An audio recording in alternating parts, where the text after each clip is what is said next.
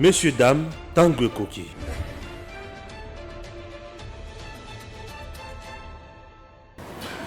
L'histoire, autrement dit l'exploration du passé, nous aide à entrevoir d'où nous venons et où nous allons. En nous faisant mieux connaître le beau pays auquel nous avons le bonheur d'appartenir, l'histoire nous prépare à bâtir ensemble notre avenir. L'histoire est d'autant plus importante que apprendre l'histoire fournit un bouclier contre le présentisme. L'un de 90 millions de citoyens congolais, j'ai cité M. Jean-Louis Tshimbalanga, a compris la leçon en décidant de nous proposer ces jours le fruit de sa réflexion sur l'histoire politique de la République démocratique du Congo, de l'indépendance en 1960 jusqu'à l'alternance politique, pacifique et démocratique de 2018. C'est bien pour célébrer son ouvrage au titre combien évocateur, La vérité, de la vérité des urnes de 2018 en République démocratique du Congo, que nous sommes toutes et tous réunis en ce moment. Distingués invités, notre cérémonie connaîtra 5 temps forts. Tout d'abord, nous aurons droit à la présentation de l'auteur. Suivra ensuite une brève présentation de l'ouvrage avant d'écouter 3 témoignages sur l'ouvrage et sur l'auteur. Après viendra le moment clé du baptême du livre. Enfin, la parole sera accordée à l'auteur pour nous dire qu'est-ce qui l'a motivé à écrire cet ouvrage. C'est ainsi que j'invite très respectueusement Madame Marie-Cécile Okito à rejoindre l'estrade pour un petit mot de présentation de l'auteur.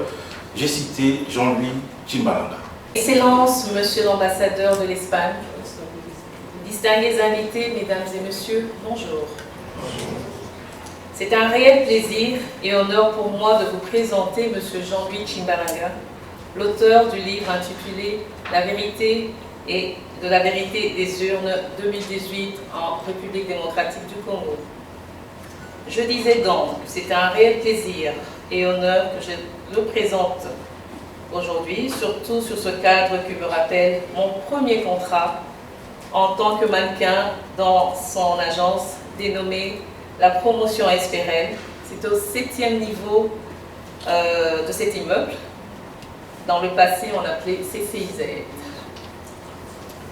Donc en ce moment, je parle à propos de mon boss. Il y a des années.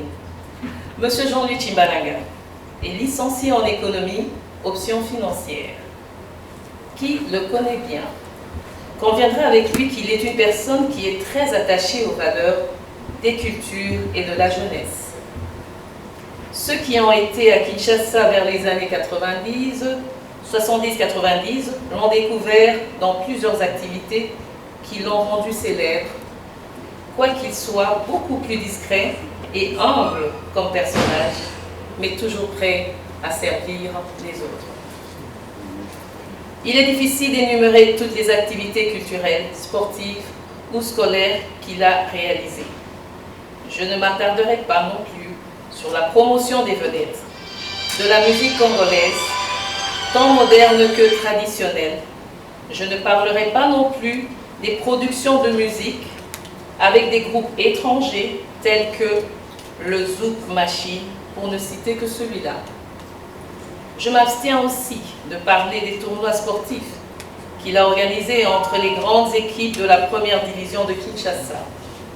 Je mentionne au passage qu'à part le maréchal Mobutu, il est le premier non officiel qui a pu organiser une rencontre amicale entre les grandes équipes adversaires de Kinshasa, Vita Club et Imana.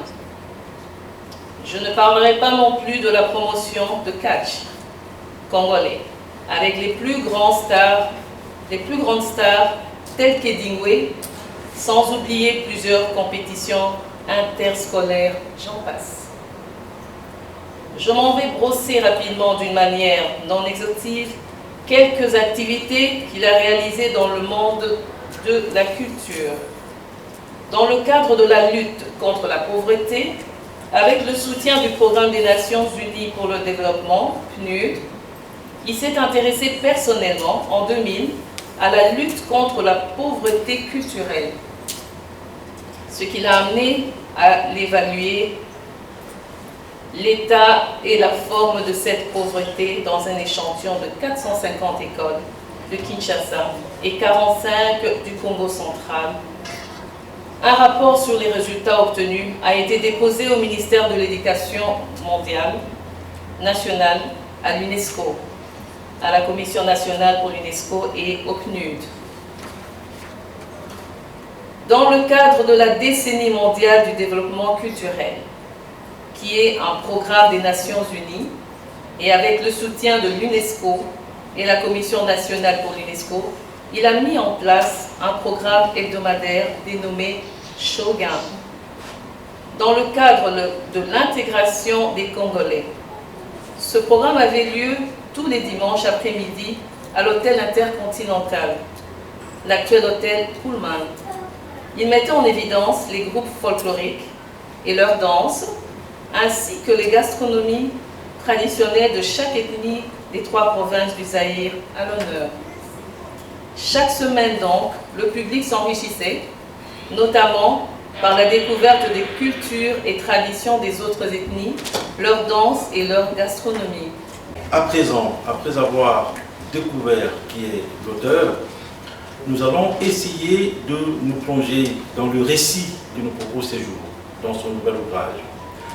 Et bien pour avoir les grandes lignes de cette histoire racontée par un citoyen congolais pour ses frères congolais, nous avons l'honneur d'avoir ici, parmi nous, le professeur Kambay Wacha, qui va avancer vers l'estrade pour nous faire découvrir quelques pans de l'histoire que nous raconte M. Jean-Louis Tshimbalanga. Et alors, combien? Puis-je commencer ce speech au sujet du livre de mon ami Tshimbalanga, sans vous présenter les excuses les plus sincères, parce que j'ai eu les sales habitudes d'être en retard aux Jeux invités compte tenu des aléas de nature quinoise. Mesdames, Messieurs, je me trouve devant un livre que mon ami Tshimbalanga a daigné et a osé me présenter pour la présentation, tout en sachant que le livre était un élément pédagogique pour livrer les connaissances.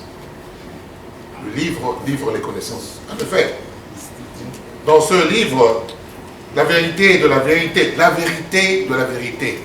Bosolo ya bosolo. Boulele la bois, boulele la. De l'indépendance, de l'indépendance. Alors on dirait que Tshimbalanga a lu, d'abord c'est son habitude de me lire, de lire les autres plus pressants que moi, de lire mon avant-dernier livre intitulé La Belgique coloniale et le Congo, une histoire d'une brique chaude. Ce n'est pas mon ami Joël Skabamba qui me dira le contraire. Lui qui a vécu avec moi en Belgique pendant nos moments de délicubration intellectuelle.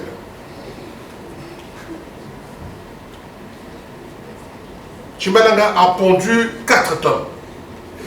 Pondre 4 tomes. Dans ce premier tome, Tshimbalanga, voilà le premier tome. Ma main de vieillard, je ne suis pas très vieux, mais quand même, a du mal à transporter ce livre. Ce livre de combien de pages? Tshimbalanga peut nous dire ça? 532 pages. 532 pages. Quand vous l'aurez dans les mains, après l'avoir certainement acheté, comme moi je l'ai fait, même si je suis présentateur, je mérite de l'avoir gratuitement, mais je l'ai acheté quand même.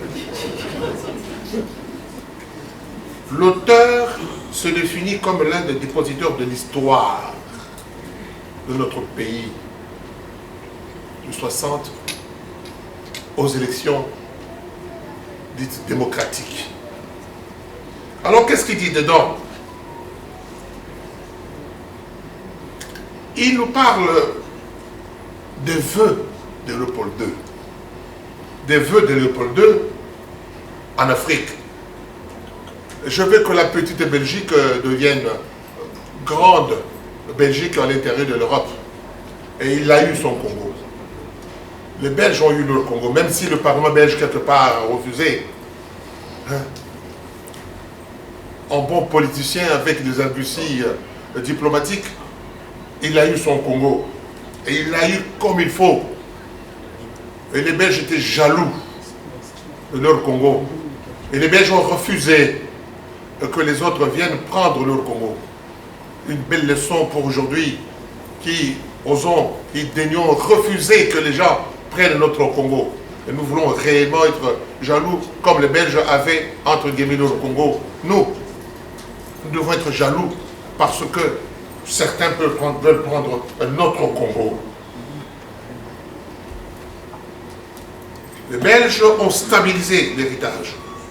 En lisant le livre de mon ami Chimalanga, on trouve réellement que la Belgique a stabilisé ce pays selon les Belges.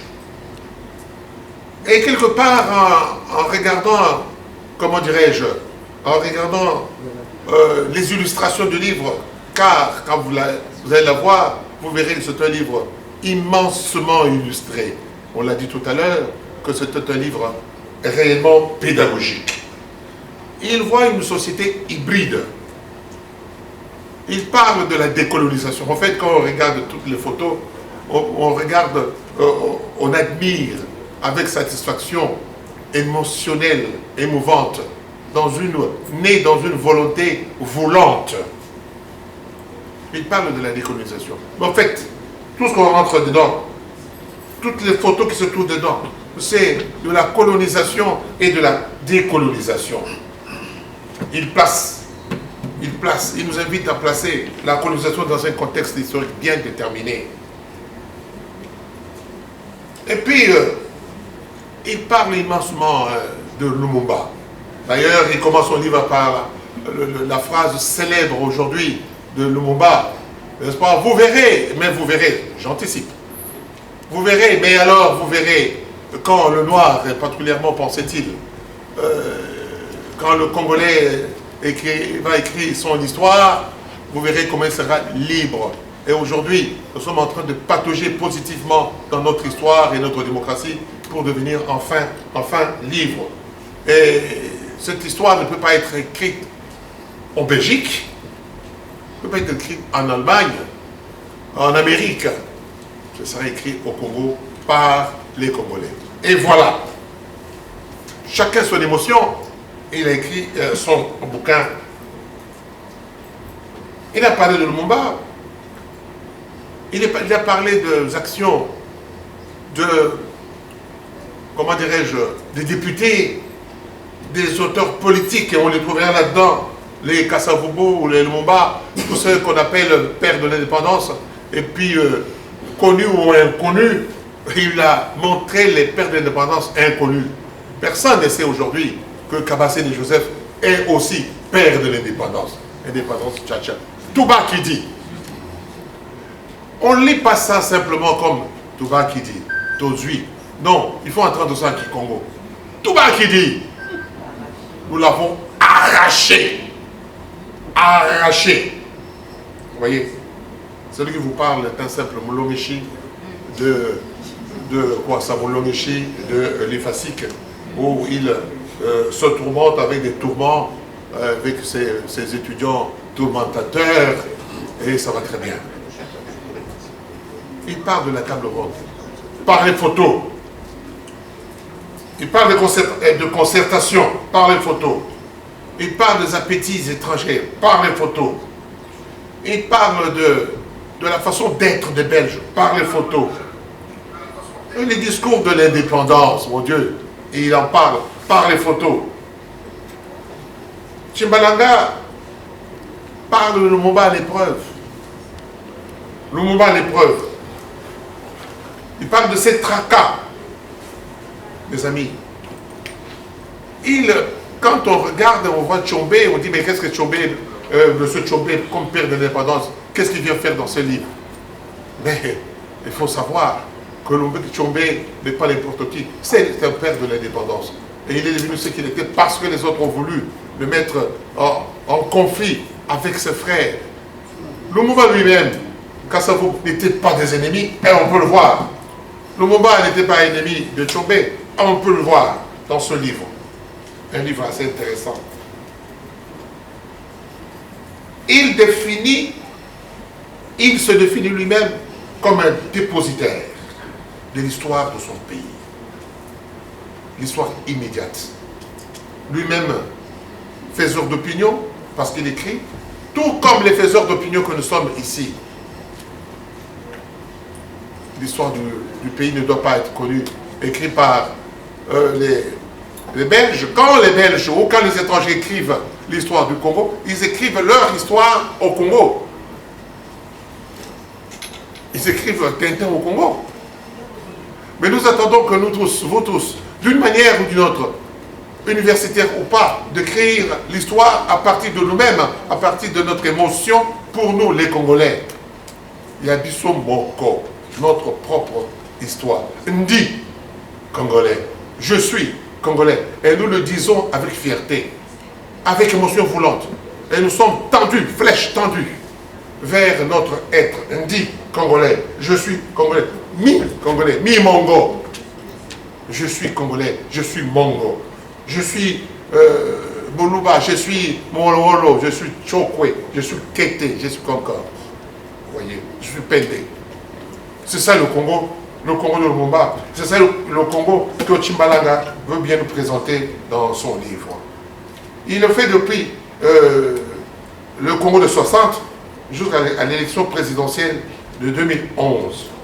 C'est pour lui un héritage qu'il met à la disposition de la jeunesse actuelle d'abord, et ensuite pour léguer aux générations futures, afin qu'elles puissent avoir les pistes de discussion rationnelles et aussi sentimentales.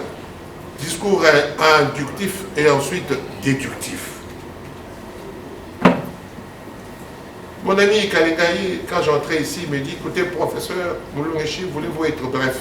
Je vous ai dit, quand j'entrais ici, que les gens me connaissent, que je suis un de Moulongeshi qui parle le moins possible.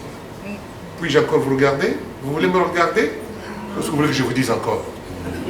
Quoi, Jiki? Merci. Ambassadeur d'Espagne, messieurs les honorables sénateurs et députés, distingués invités en vos titres et qualités, je vous dis bonjour. C'est pour moi une vive émotion d'être ici. D'être ici pour parler de M. Jean-Louis Tshimbalanga. Le temps de ce vernissage, Jean-Louis, souffrez que je vous appelle M. Tshimbalanga. M. Tshimbalanga, pour moi, c'est un frère. Madame la présentatrice qui a présenté la biographie de notre ami Tshimbalanga nous a rappelé que Promotion Esperel avait des bureaux en ce lieu où nous nous trouvons. Dans une petite confusion, quand je suis arrivé, je pensais que le bureau de Promotion Esperel était dans cette aile-ci où nous nous trouvons, mais le temps a tellement passé que je oubliais qu'il était au 10e étage, au 7e, voilà.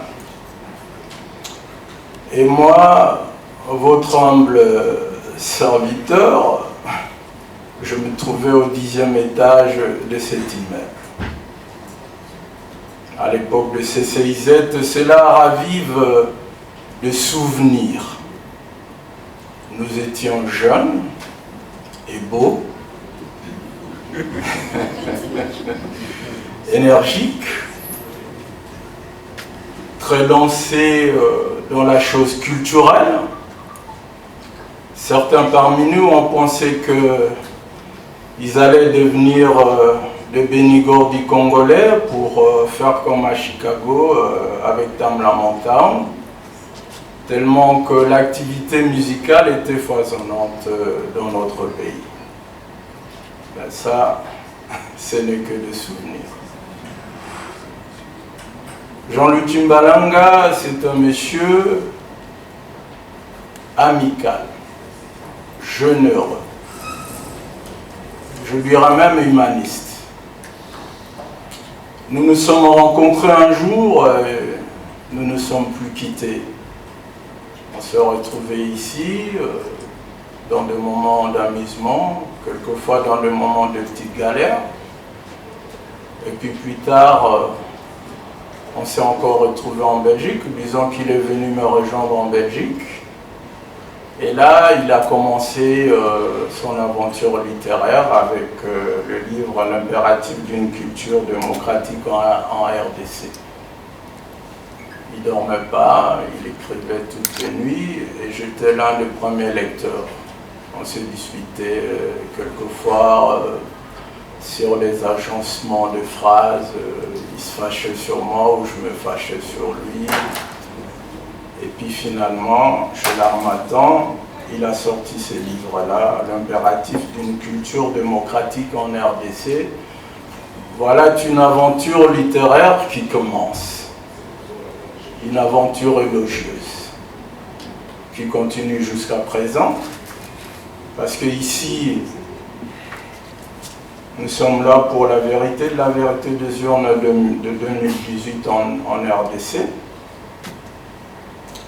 Comme vient de le dire si brillamment le professeur Boacha, en tout cas j'avoue que prendre la parole après lui, c'est un poids.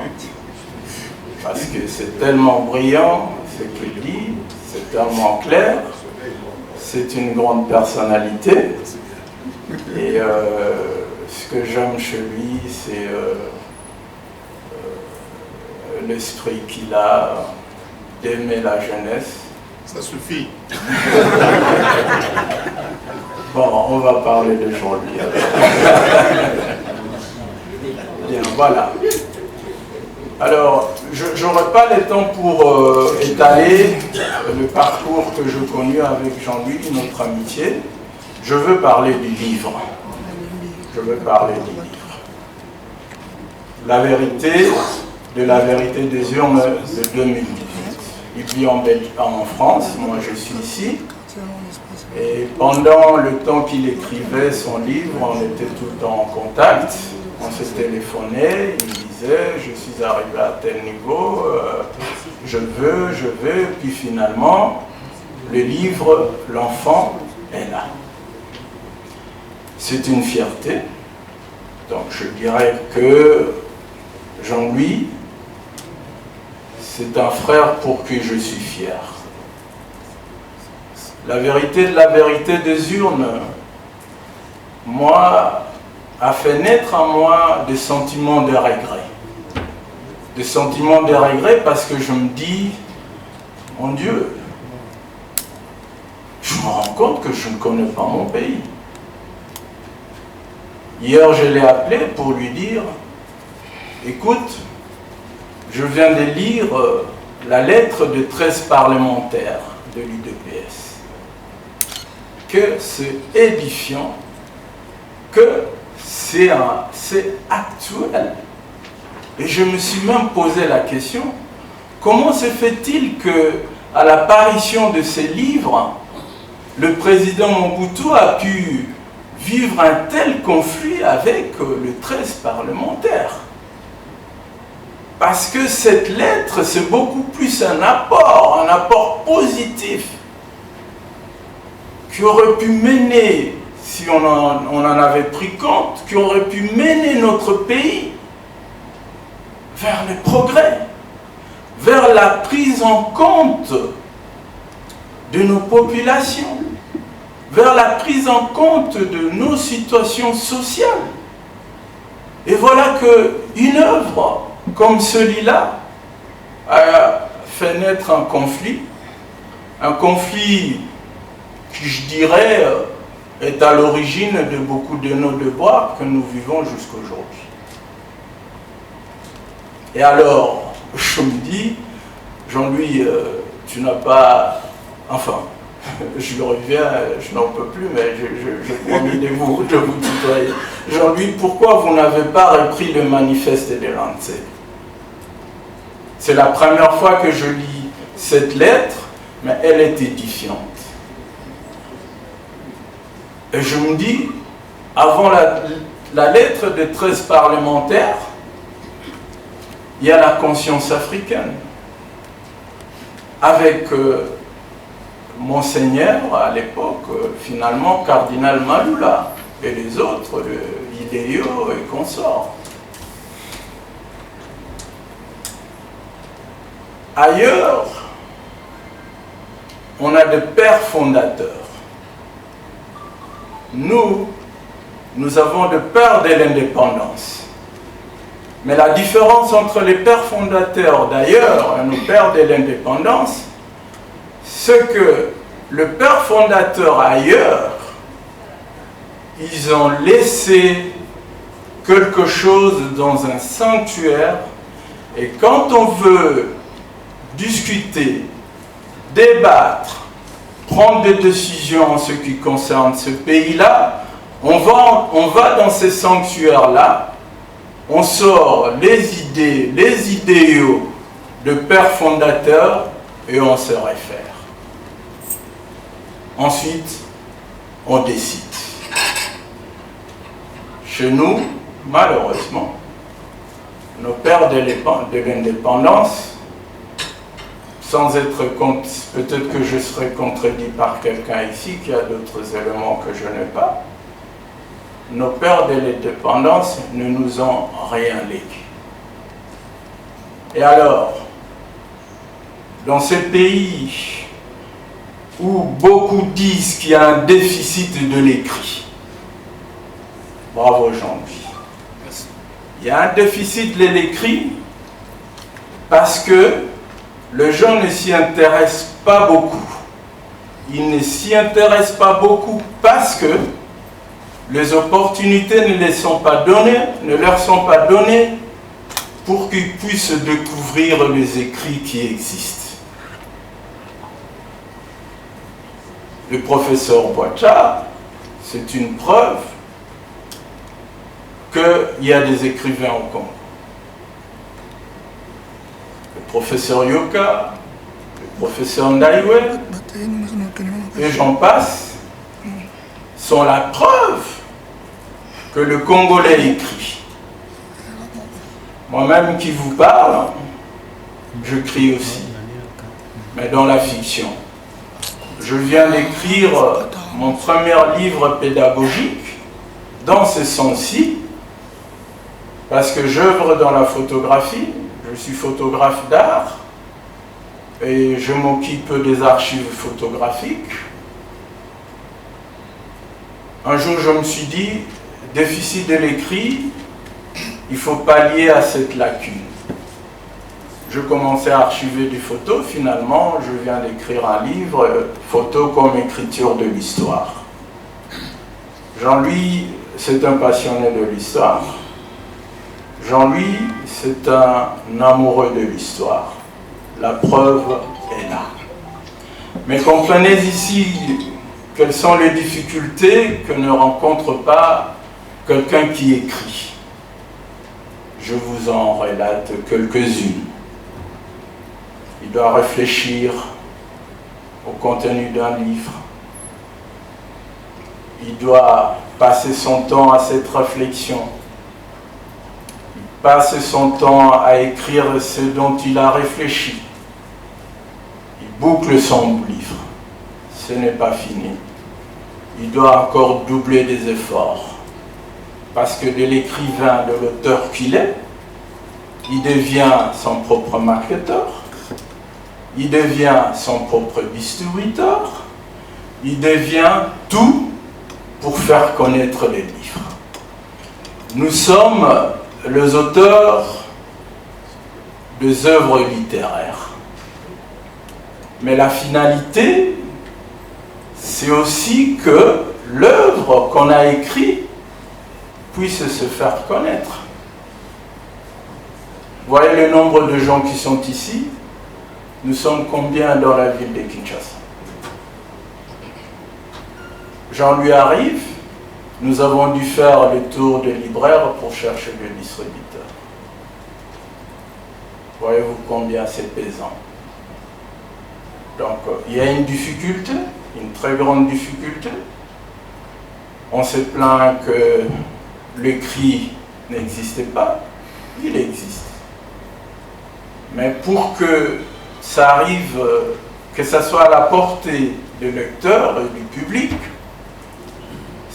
certaines conditions doivent être remplies. Ça, c'est un autre débat. Pour ça, je m'arrête là. Quelques mots sur le livre. Je l'ai lu très attentivement. Et je retrouve ici nos passions de jeunesse. Par exemple, ce qui nous unit, Jean-Louis et moi, c'est l'histoire, par exemple, de Wenge Monzika.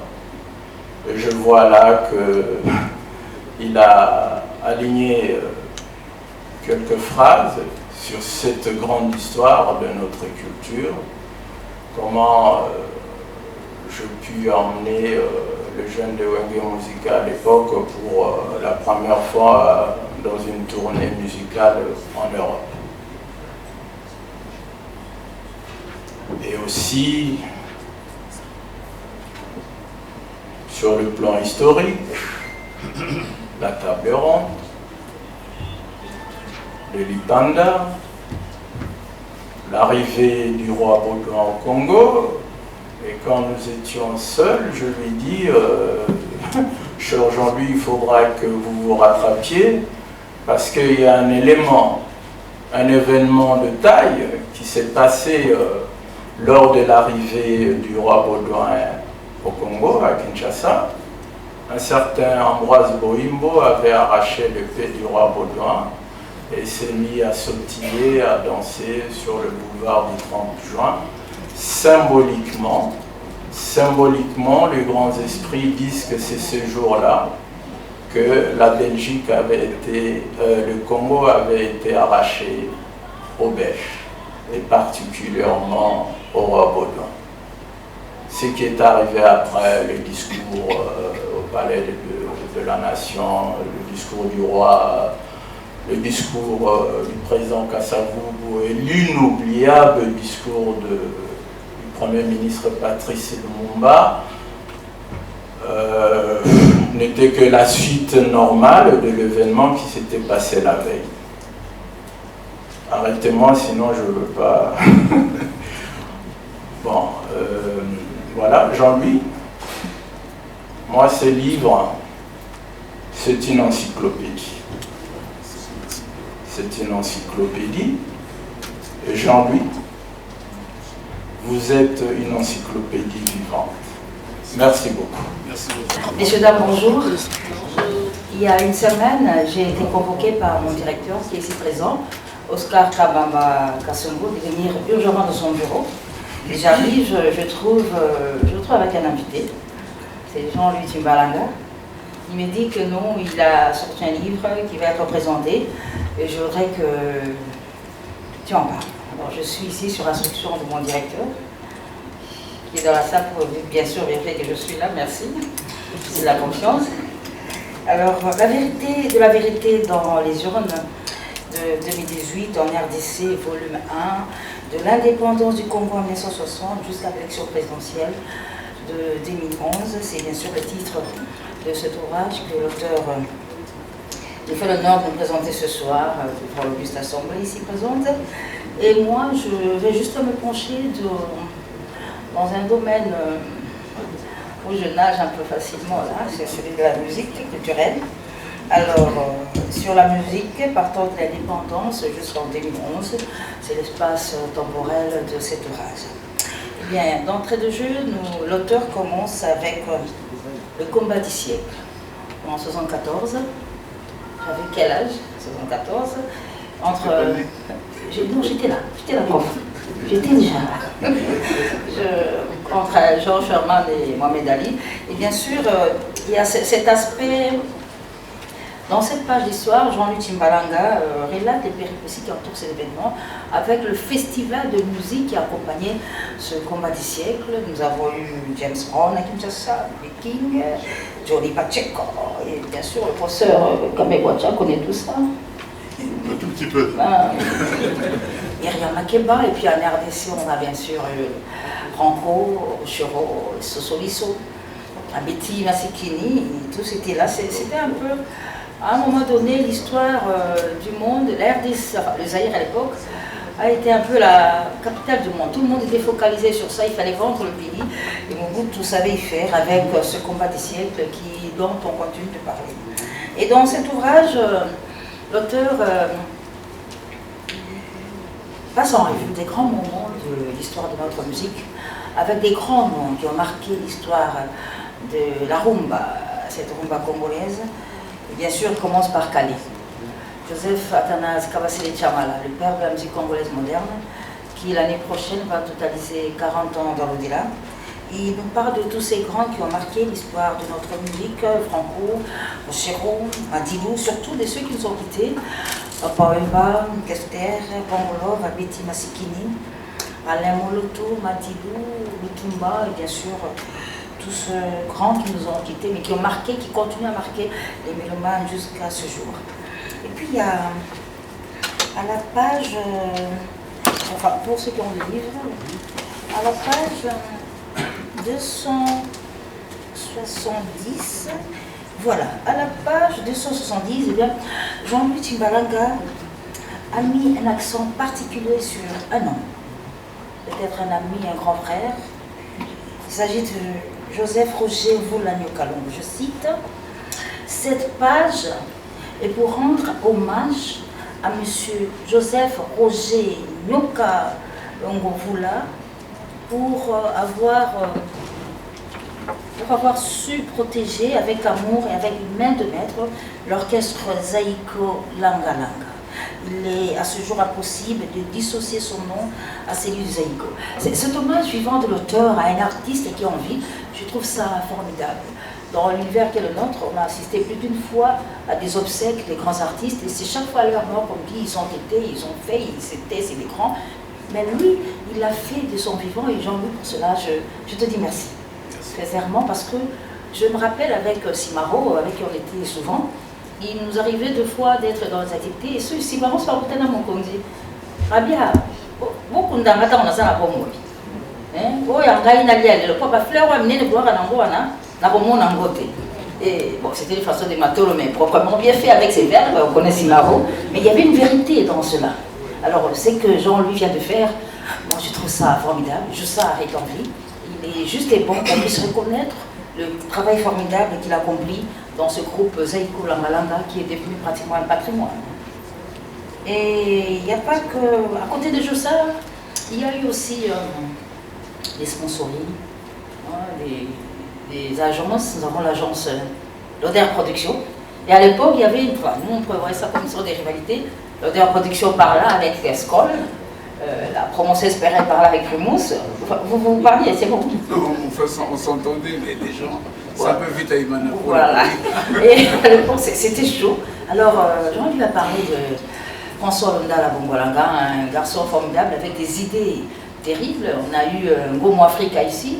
Et il y a eu tout ce beau monde d'artistes, musiciens qui ont fait les déplacements pour Kinshasa. Ça nous a ramené un peu en 1974 avec ce combat.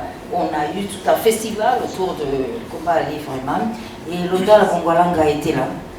Et Jean-Louis le hommage, vraiment, merci. Merci de le faire parce que ces enfants sont là, bien sûr, ils vont lire. Occasion également pour l'auteur de mettre en exergue sa propre entreprise, la promotion Espérel. Promotion Espérel qui a presque tout donné à Wenge là.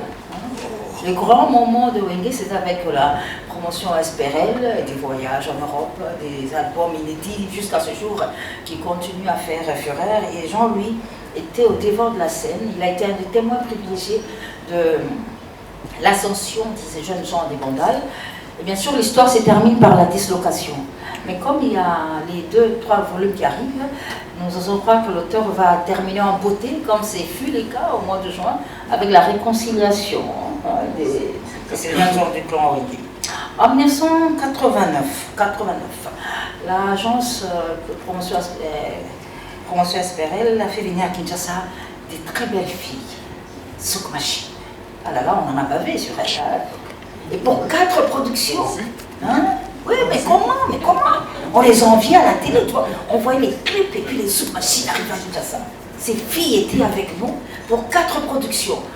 2 à l'intercontinental, puis Ballet du Peuple, et puis au stade de Vermin.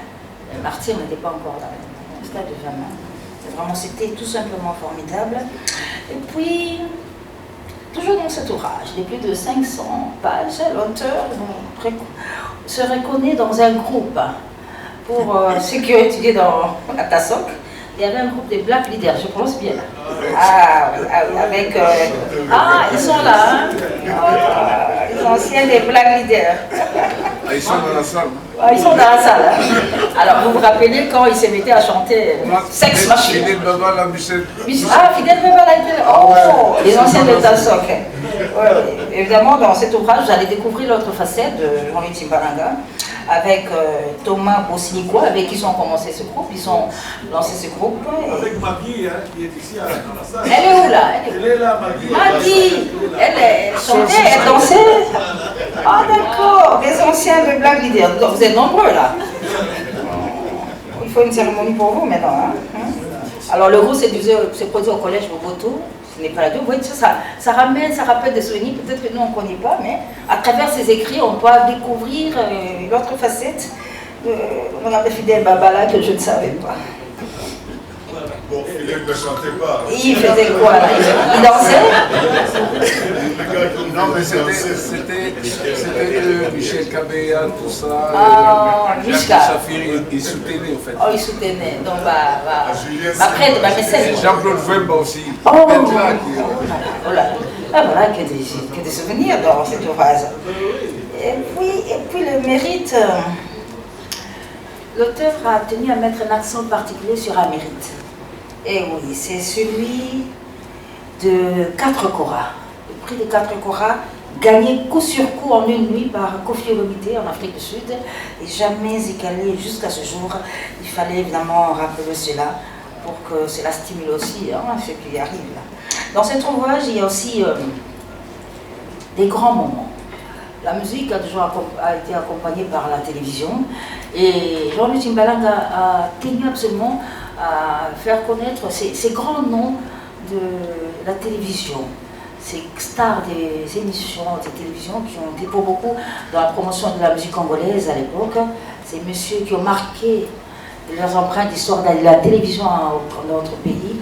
Je citais Benoît Lukungu Sampou. Lukungu Sampou qui a quitté le monde de la presse, ça faisait plus de 20 ans, il était dans la diplomatie, mais à sa mort, tout n'est revenu que sur ce qu'il a fait comme journaliste, pour dire que le travail qu'il avait fait à l'époque était tellement formidable. Ce n'était pas un problème de monopole, mais c'était le travail qui a été tellement bien fait. 20 ans après qu'il a disparu du petit écran, il est décédé au Portugal comme corps diplomatique. Sa dépouille arrive à Kinshasa, mais c'est un journaliste qu'on a célébré. Nulle part on a parlé du diplomate. C'est pour voir, pour démontrer que c'était très fort. Évidemment, à ce jour, il y a, avec les réseaux sociaux, etc., il y a des chroniqueurs passés par là. Mais le travail, c'est ce que nous voulons.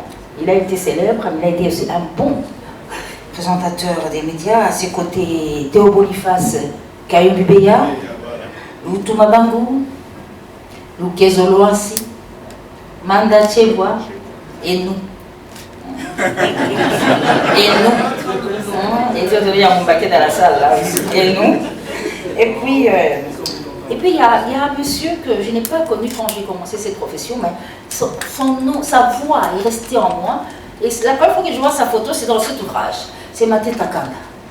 Ah, celui qu'on a accusé d'être même à la base de l'exode rural, là, hein, avec ses émissions à la radio, Zangi, Balokayo. Alors, moi j'ai vu sa photo dans cet ouvrage, donc côté illustration, vraiment, l'auteur a été tout simplement formidable.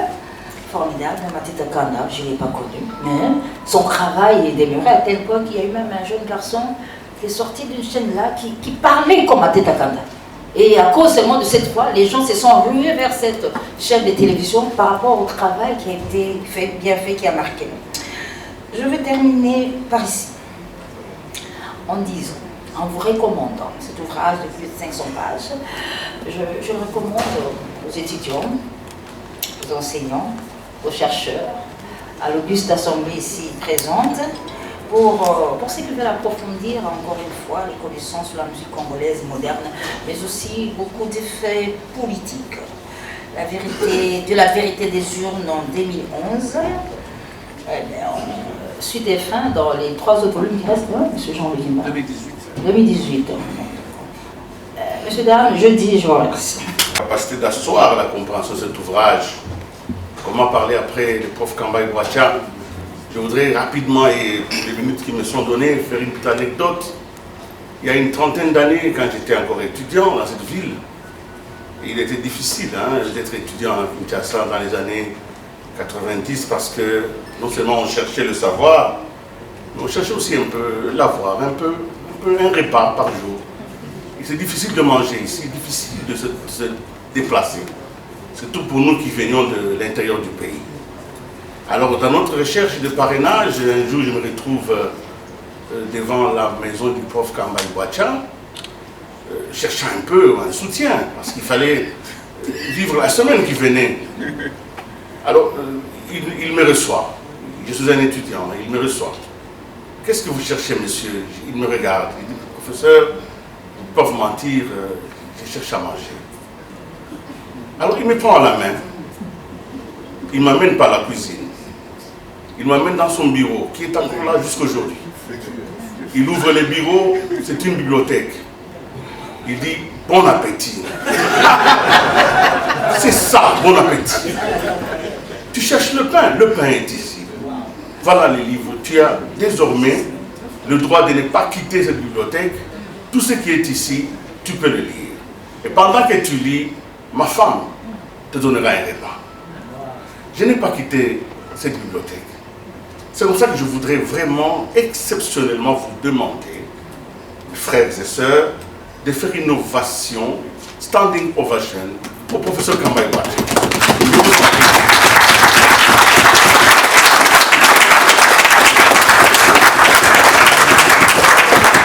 Parce que je ne suis pas les seuls. Je crois que nous sommes des milliers dans cette ville qui sont passés sur l'avenue du Bœuf. Je ne suis pas les seuls, nous sommes nombreux. Alors, il m'a conseillé toutes les étapes de ma vie, jusqu'à ce que je me sois marié, je suis devenu père, et moi aussi, je suis devenu sensible aux jeunes qui frappent à ma porte. Tu veux ma mort, quoi? Comment placer donc quelques mois après ce qu'il a dit? Comment alors revenir au livre de Jean-Louis Tchimbalanga? Moi, je me suis résolu à dire ce que le livre ne dit pas. Parce que tout ce qui est dans le livre, Mamie Léla, brillante collègue avec laquelle nous avons commencé l'université à l'ISTI, a dit beaucoup de choses. Moi, je me suis donc résolu de dire ce que le livre ne dit pas. Il y a quelques années aussi, j'étais comme accompagnateur d'un homme politique au sommet France-Afrique. Pendant que nous étions au site à Cannes, on nous a annoncé qu'il y avait un Congolais, un compatriote, qui voulait rencontrer les autorités parce qu'il avait des idées à partager. Il a donc fait 1000 km de là où il habitait jusqu'à là où nous étions. Quand je me suis approché, c'était Jean-Louis Tchimbalanga. Il a pris sa voiture de Lyon jusqu'à Cannes pour rencontrer les autorités à sa charge. Il est venu parce qu'il avait des idées. Il estimait qu'il pouvait nous contacter et donner ces idées-là. Voilà cet homme qui s'oblige des tâches justes par la force de sa conscience et son sens du devoir. C'est cet homme-là que je célèbre aujourd'hui. Le livre que j'ai eu le bonheur de lire est un témoignage puissant sur l'amour que l'on peut porter à l'égard de ses semblables et de son pays. Ce livre ne dit pas combien fut grand le temps qu'il a consacré pour construire sur le récit national. Ce temps qu'il a pris à sa vie de famille. Ce temps revendiqué par ses enfants. Ce temps pour lui-même. Il a consacré tout ce temps à l'œuvre que nous célébrons aujourd'hui. Et d'ailleurs, pour se faire pardonner par ses enfants à qui il a privé du temps, il a demandé aux enfants de faire la préface de cet ouvrage. Si vous lisez ces livres, vous allez trouver que ce sont les enfants de Jean-Louis Tshimbalanga qui ont fait la préface pour un peu dire, papa, nous savons que tu as fait beaucoup de choses, nous te pardonnons de nous avoir laissé tomber, parce que l'ouvrage que tu as produit, nous sommes aussi les héritiers. C'est pourquoi j'en appelle à tous ceux que... je n'ai pas à lire ces livres. Il faudrait les lire phrase par phrase, page après page, car mon humble avis, il existe une puissance cathartique au fond de ces livres. Chaque lecteur trouvera dans sa propre vie le pont qui le mènera au récit national, au destin collectif. Ce livre ne le dit pas, mais il laisse entendre et sous-entendre que Jean-Louis Tshimbalanga a répondu aux plus grands et aux plus profonds besoins que l'homme ressent. En effet, on peut se demander quel est le plus grand besoin de l'homme. Qu'est-ce que tous nous avons comme besoin fondamental? Besoin pour lequel nous sommes prêts à mourir pour sa satisfaction. C'est une question qui semble impossible, mais n'est pas impossible. Il y a une réponse.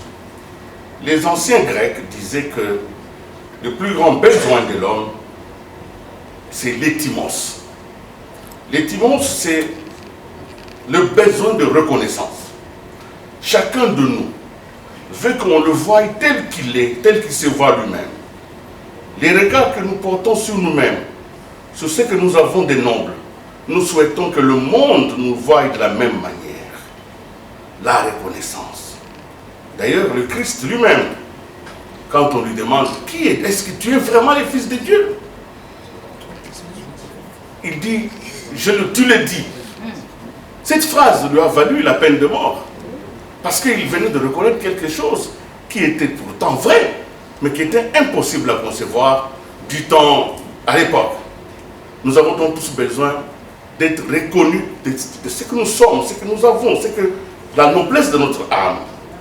En écrivant ces livres, Jean-Louis Tshimbalanga nous donne la possibilité de reconnaître ceux qui, parmi nous, ont agi de manière exemplaire.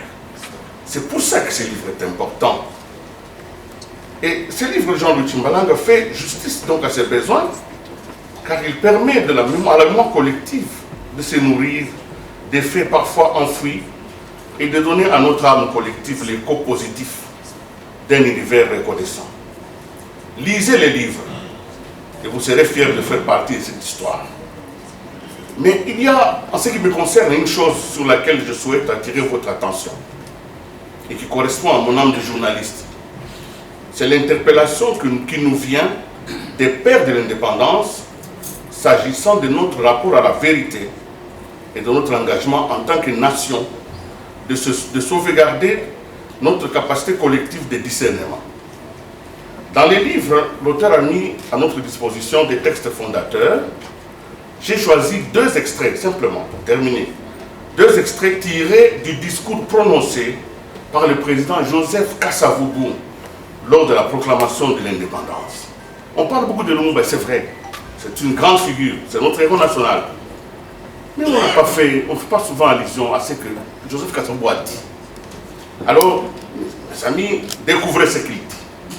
À la page 44 de cet ouvrage, le premier président de la République démocratique du Congo disait « L'aube d'indépendance s'élève sur un pays dont la structure économique est remarquable, bien équilibrée et solidement unifiée. Mais, et c'est là où j'insiste, l'état d'inachèvement de la conscience nationale parmi les populations a suscité certaines alarmes que je voudrais dissiper aujourd'hui en rappelant tout ce tous les progrès qui ont été faits. Donc il le disait déjà qu'il était en face d'une population dont la conscience était inachevée. C'était en 60. Alors aujourd'hui, avons-nous achevé cette conscience nationale? C'est une question à laquelle je ne peux pas répondre. Plus loin, le président Kasavubu, toujours lui, il décrit l'état du pays qu'il hérite en fait. Je cite. Quelle des différences, en effet, lors de la fondation de notre pays, entre les populations que tout contribuait à maintenir écartées les unes des autres, sans souligner les diversités des langues, des coutumes ou des structures sociales. Rappelons simplement les distances énormes qui nous séparaient et le manque des moyens modernes de communication de la fin du siècle dernier. Alors il dit, pour se reconnaître, il a fallu se rencontrer. Voilà, c'est cette phrase du président qui va clore mon propos, parce qu'il nous dit, nous devons nous rencontrer pour nous reconnaître comme peuple. Et à ceux qui sont témoins de cette histoire, donc ceux qui aujourd'hui, on peut dire les voisins, la communauté internationale, ceux qui aujourd'hui sont devenus comme une menace sur le pays, le président Kasavubu dit, il demande à observer l'enthousiasme immense qui s'empare du pays. Nous sommes le 30 juin. Donc il demande à ce qu'on observe l'enthousiasme immense du pays, qui est le désir de réussir. Donc dans notre pays ce jour-là, il avait constaté qu'il y avait un désir de réussir et de bien faire. Alors il demande à cette communauté de faire connaître au monde cette image pleine d'espoir, qui est la vraie image du Congo. Et je voudrais donc remercier vraiment l'auteur d'avoir mis ces matériaux à notre disposition. Parce que c'est une justice, au-delà de l'histoire, que des acteurs qui nous sont totalement méconnus soient réhabilités, comme disait Mamie là tout à l'heure, par cet ouvrage. Je voudrais donc vous dire merci et surtout, lisez cet ouvrage. Moi, il a été cathartique. La vérité de la vérité des urnes de 2018 en République démocratique du Congo. Les paroles du baptême seront prononcées par M. Moïse Monidela, que nous prions d'avancer un peu. Messieurs, distingués invités, à vos titres et qualités, j'ai l'honneur de baptiser ce livre intitulé « La vérité de la vérité des urnes », l'œuvre de Jean-Louis Timbalanga, un ami, un frère, je peux dire un compagnon d'élite. Je vais parler un peu d'une anecdote lorsque je raconte Étienne Tshisekedi des Rêves Mémoires. C'est vers les années 84, sur sa résidence sur le boulevard du 30 juin, au premier étage. Je lui dis, les étudiants sont en train de me dire que Étienne Tshisekedi que vous soutenez, il est l'auteur de la Constitution de 1967 qui a consacré le monopartisme, la dictature de M. Mobutu. Il s'est fâché, je pense que vous les connaissez, mais il dit, comment ça? Vous êtes jeune, mais comment vous ne connaissez pas l'histoire de votre pays? Vous devez connaître l'histoire de votre pays. Allez au greffe, acheter cette constitution. C'est pour la première fois d'entendre le mot greffe. Je suis allé, c'est pour ceux qui savent, là où se trouve le parquet, je suis allé acheter la constitution de 1967. Dans son article 4, il est prévu le bipartisme. Il dit, voilà, c'est parce que vous ne connaissez pas l'histoire de votre pays. Vous devez connaître l'histoire de votre pays. Je n'ai pas connu Patrice Emery Lumumba, un des grands, mais je l'ai connu à travers sa pensée, ses idées. Qu'est-ce qu'il disait? Il disait, l'Afrique doit écrire sa propre histoire. Une histoire qui s'est écrite au Congo par les Congolais. Aujourd'hui, notre ami, notre frère, Jean-Louis Balanga, a écrit un livre. Ce livre vient de combler un vide de l'histoire politique de notre pays. Bien entendu, ce n'est qu'un volume. Alors, j'ai l'honneur de baptiser ces livres et je souhaite prospérité, longévité et plein succès. Qu'est-ce que je peux dire de Jean-Louis Timbalanga? Cher ami, comme je viens de dire, Patrice Emery Lumumba a dit que nous devons écrire notre propre histoire. Et il y a quelqu'un qui disait tout à l'heure qu'il n'y a de richesse que l'homme. Et j'ai dit, vous êtes une richesse pour la République démocratique du Congo. Je vous remercie.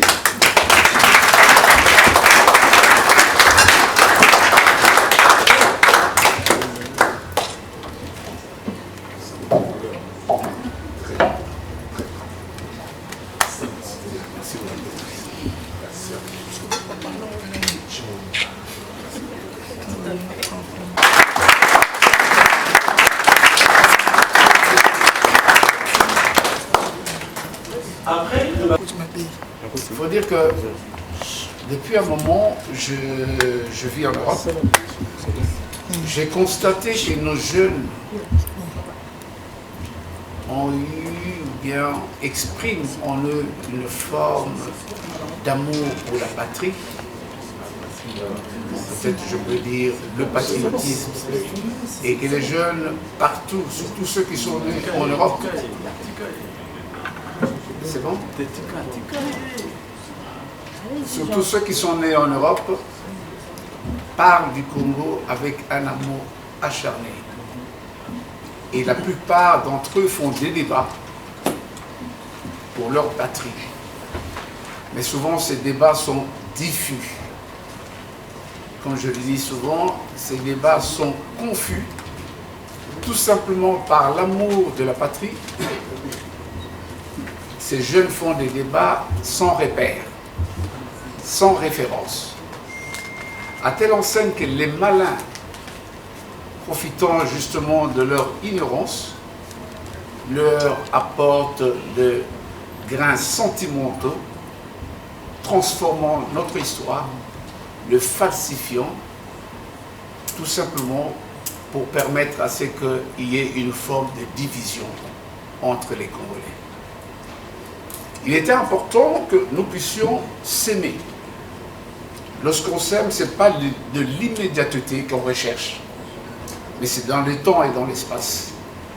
Qu'est-ce que nos jeunes, demain, les générations futures, dans les 100 ans, 200 ans, qu'est-ce qu'ils sauront sur l'histoire de notre pays, notamment sur le titre qui est provocateur, la vérité de la vérité des yeux. Fallait-il qu'ils puissent se référer par des livres écrits par Madame Sonia Rollet, par Madame Paulette Bratman, par des gens comme Christophe Rigaud, ou j'en passe, je ne sais pas, Marie-France Cros, je pense que la plupart des journalistes savent les personnes dont je parle. Mais non. Je me suis référé à ce qu'a dit notre héros national, que l'histoire de l'Afrique ne sera plus écrite en Orient ni en Occident, mais par les Africains eux-mêmes. Une histoire de dignité, et c'est ce qui m'a permis de me mettre à écrire, de manière à léguer aux générations futures des repères, des références sur lesquelles elles peuvent s'appuyer pour pouvoir faire des débats rationnels, objectifs pour l'intérêt général. D'abord, j'aurais dû remercier le professeur Kambaï pour avoir accepté de venir témoigner sur mon livre. C'est un grand professeur. Et ce que vous avez fait me touche, monsieur le professeur. Et je vous remercie infiniment. Je remercie infiniment tous mes amis ici. Baudouin Bikoko. Ami, il est là, je l'ai connu très gamine. Donc c'est toujours une petite qui me regardait avec admiration. Aujourd'hui, c'est une grande dame qui peut se mettre à côté de nous. Je remercie le pasteur Firmin Béa du Canada qui est venu me soutenir lors de vernissage à Paris. Il a dit, je ne peux pas te laisser seul. Parce que j'aimerais vous dire une chose, c'est que des gens comme Moïse Monidela, des gens comme le pasteur Firmin Beya et Baudouin Bikoko, moi je les appellerais les parrains de ce livre. Parce qu'ils ont toujours été avec moi tout le temps, pendant des heures et des heures, pour pouvoir discuter, parfois me donner des idées. Et parfois je posais la question, qu'est-ce que vous en pensez, ainsi de suite. Ils étaient toujours là en train de pouvoir me guider. Je voulais dire merci particulièrement à mon ami Willy Kalengai. Merci Willy d'être là. Je tiens aussi à remercier mon ancien mannequin, mais qui est mon assistante aujourd'hui, Marie-Cécile Okito, venue des États-Unis pour pouvoir aussi m'accompagner dans cette petite aventure devant vous. Il y a une personnalité parmi nous, mais qui est toujours très discrète, qui, lorsque j'étais en train d'écrire, et puis à un moment, j'étais buté financièrement. Il m'a dit qu'est-ce qu'il fallait. Je lui ai dit ce qu'il fallait. Il a pu prendre de sa poche, sortir l'argent pour pouvoir donner un coup de pouce.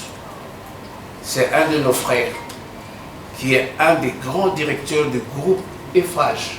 Ceux qui connaissent le groupe Eiffage, c'est un des 4 grands groupes français. Et il est directeur. Il vient d'arriver aussi au Congo pour pouvoir créer sa propre entreprise. C'est M. Jacques Moussafiri que je vous demande d'applaudir.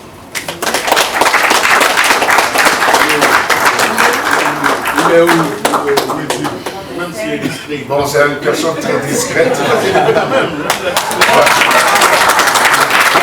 Je ne peux pas continuer à parler sans pour autant rendre hommage à mes enfants. Je les cite.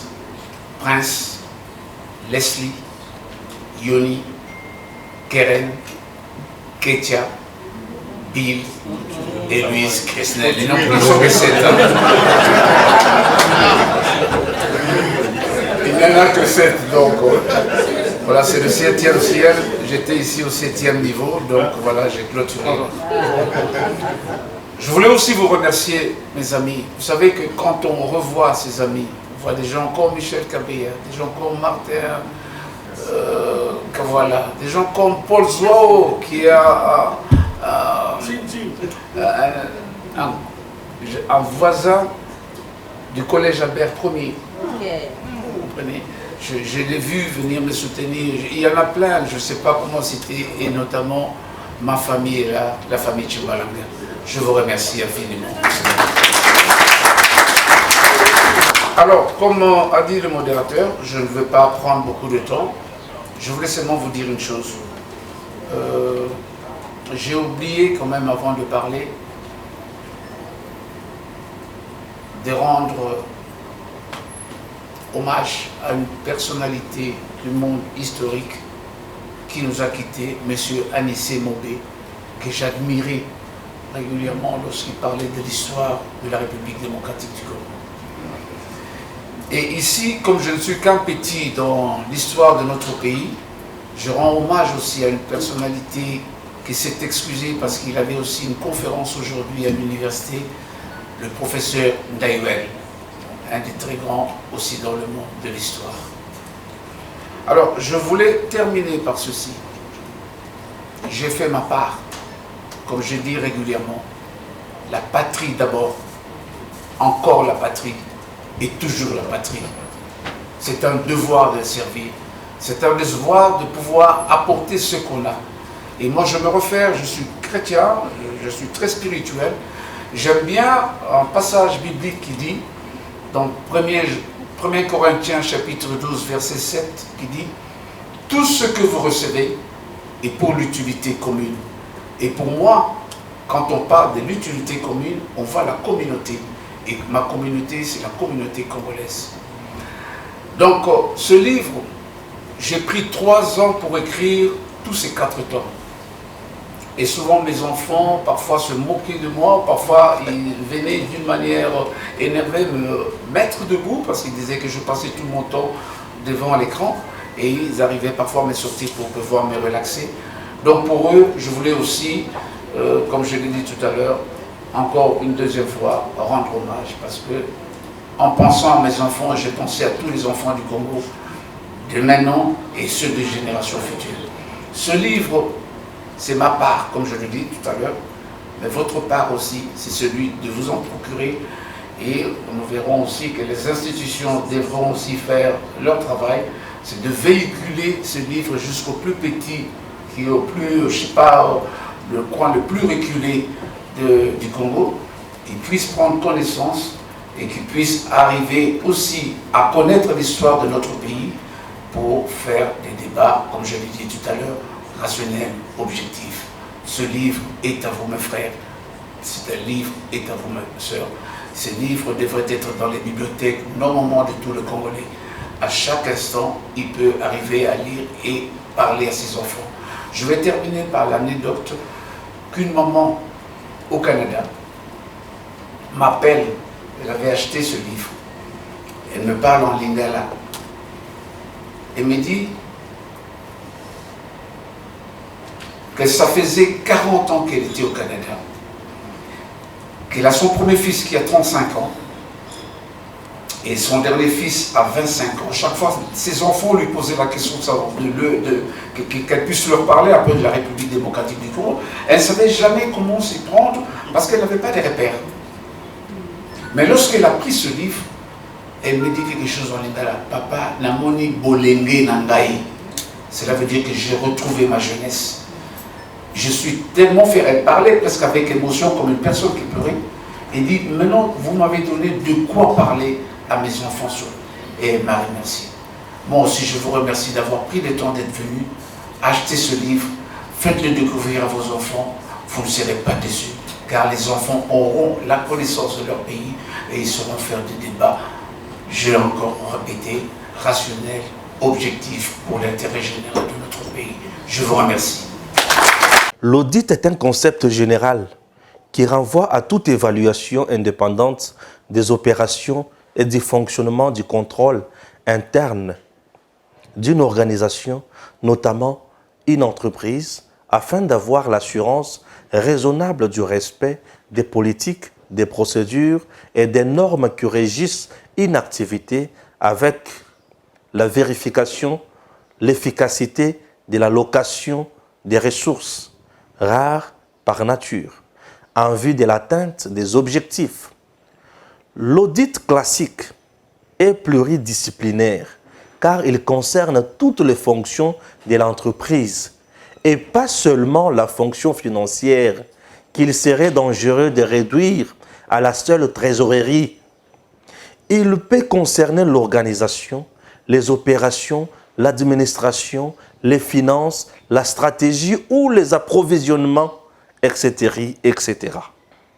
L'audit du portefeuille sur les entreprises publiques est un audit externe qui s'inscrit dans cette logique classique pluridisciplinaire et aboutit à la production d'un rapport critique après observation du principe du contradictoire, rapport mettant en évidence les dysfonctionnements relevés, les négligences coupables ou même les fraudes, dans le but de les corriger et pourquoi pas les sanctionner afin d'envisager le redressement de ces entreprises publiques.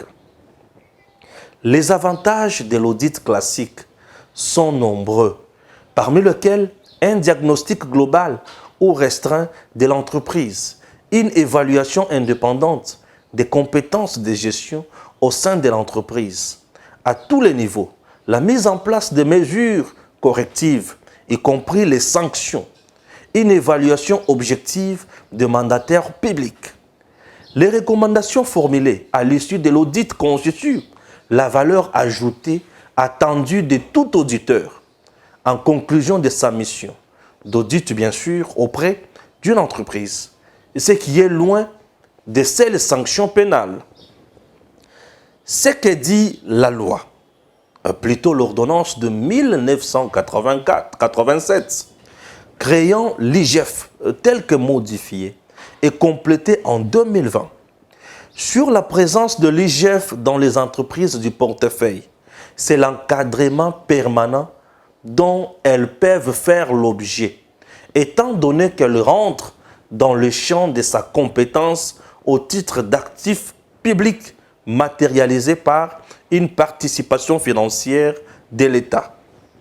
Cette présence quotidienne de l'IGF dans les entreprises publiques semble ainsi juridiquement justifiée, mais ne constitue pas moins une gêne pour le fonctionnement courant de l'entreprise, tout en constituant un obstacle à l'exercice de leurs attributions pour les autres organes de contrôle de l'État sur les entreprises publiques, comme le CSP.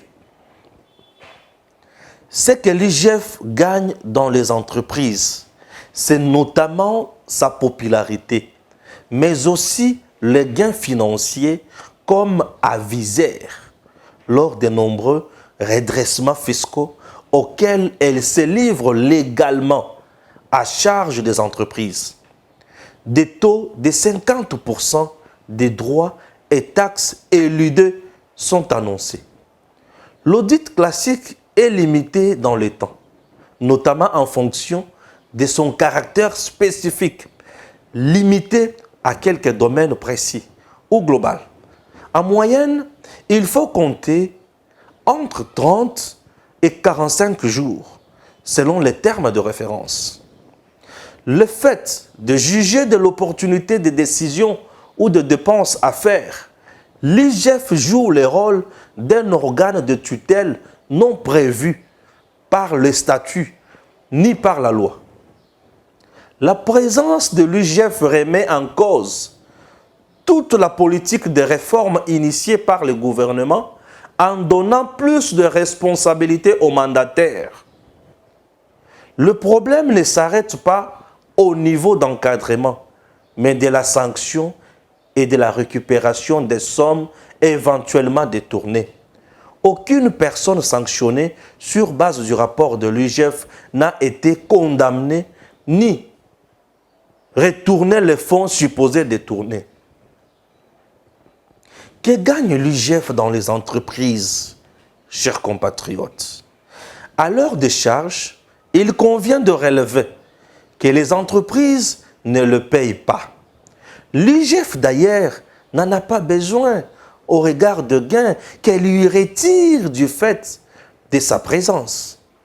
Elle cherche, à travers les documents, les fraudes aux taxes et autres impôts, car elle apparaîtra comme aviseur. Il semble qu'elle aurait gagné 5 millions de dollars américains à la Gécamine dans une telle opération. Fantastique. Elle a obtenu un paiement par AFEC, partenaire de l'État, dans sa CIM. Un paiement de 12 millions de dollars américains. Des pas de porte au moment où l'État faisait l'évaluation de l'accord et envisageait même le paiement du solde de pas de porte. L'IGF a sauté dessus et a obtenu le paiement pour obtenir en retour une prime d'aviseur. Vos enquêtes, bien sûr, vous permettront aussi, chers compatriotes, de savoir combien l'État lui a rétrocédé. Ah oui. La présence de l'IGF, outre ses rôles de contrôle, fait son propre lit. Chers compatriotes, découvrez ensemble avec moi. Il faudra qu'elle soit contrôlée aussi pour savoir ce qu'elle fait, d'autant avec toutes ses ressources. C'est très important. L'IGF peut financer même certaines structures de l'État avec ce qu'elle gagne. Il suffit de lire l'article 12 de l'ordonnance du 24 septembre 2020 pour s'en convaincre que c'est une institution qui amasse beaucoup d'argent. Si l'État veut être sérieux, il doit mettre des mandataires qui soient capables d'être motivés pour rentabiliser nos entreprises. Selon le principe de bonne gouvernance, les mandataires sont appréciés sur base de leurs résultats et non des injonctions politiques ni des attitudes à les infantiliser. L'attitude de l'IGF remet en cause même la vision du chef de l'État, car c'est lui qui nomme le mandataire. On doit prévoir des sanctions positives et négatives. En faisant cet encadrement éternel, ça devient contre-productif et les entreprises restent dans la léthargie et ne pourront pas chercher à être rentables car la décision se prend ailleurs sur base des caprices de l'IGF qui est même interdite de s'immiscer dans la gestion des entreprises contrôlées. Article 2, alinéa dernier du texte de 2020. La raison principale de sa présence éternelle, c'est plus lié à son intérêt de récupérer les recettes pour elle. Même la DGI se plaint, car l'IGF fait le contrôle au second degré et le redressement alors que ces contrôles étaient effectués par la DGI. Il faudra faire attention à ce que cette recherche effrénée des gains par l'IGF ne gêne pas à la longue la maximisation des recettes, car l'IGF aura cherché à maximiser les siennes d'abord. Messieurs, dames, Tanguy Koki.